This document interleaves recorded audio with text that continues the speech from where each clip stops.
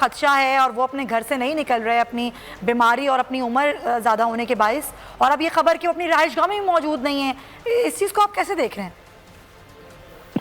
ठीक है, शेख रशीद अहमद साहब हमारे साथ मौजूद हैं, उनसे बात करेंगे। शेख साहब, ये आपने ईद से पहले भी कहा था कि झाड़ू फिरने वाली है और आज शहबाज शरीफ की गिरफ्तारी हम देख रहे हैं होती नज़र आ रही है, क्या कहेंगे आप?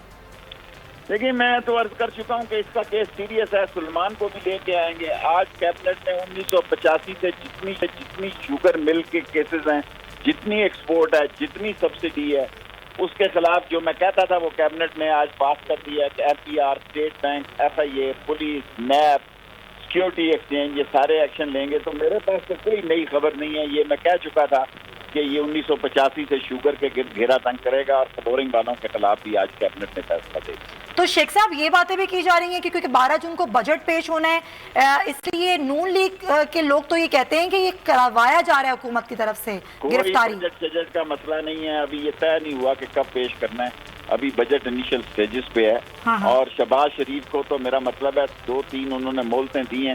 हाँ। सारे सवाल उसको दिए हैं। क्या तरीका है जो अब मेरा ख्याल है, पता नहीं जमानत का क्या बना, मुझे नहीं पता। मैं कैबिनेट में कल है जमानत, कल हाई कोर्ट में लगी हुई है। तो यही तो नून लीग कहती है कल का हमें दिन मिला हुआ था लेकिन आज नैब की टीम पहुंच गई।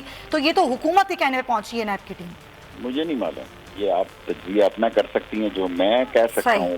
चलें जी, बहुत शुक्रिया। शेख रशीद अहमद साहब कहते हैं कि हो गया था और ये ऐसी कोई बात नहीं है कि हुकूमत के कहने में पहुंची है, क्योंकि सवालात करने हैं नैब ने इस केस के हवाले से, इसीलिए शहबाज शरीफ की गिरफ्तारी जो है वो तो होनी ही है। उसामा, हम देख रहे हैं